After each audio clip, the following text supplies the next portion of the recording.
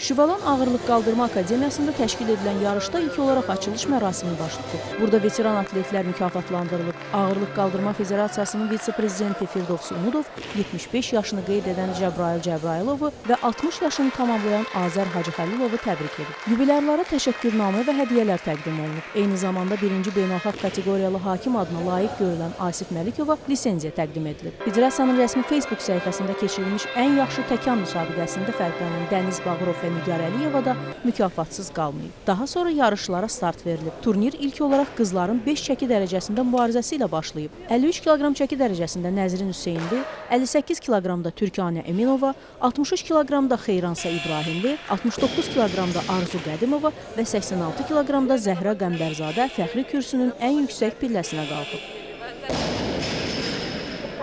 Birinciliyə oğlanların 6 çəki dərəcəsində mübarizəsi ilə yekun vurulub. 60 kiloqram çəki dərəcəsində Amin Osmanov, 65 kiloqramda Dəniz Bağırov, 71 kiloqramda Əbdülhüseyn Hüseynov, 79 kiloqramda Ravin Alməmmədov, 88 kiloqramda Məhəmməd Əhmədzadə və 94 kiloqram çəki dərəcəsində isə Akif Abdullayev fəxri kürsünün ən yüksək pilləsinə ucaldılar. Sonda qaliblərə mükafat təqdim olunub.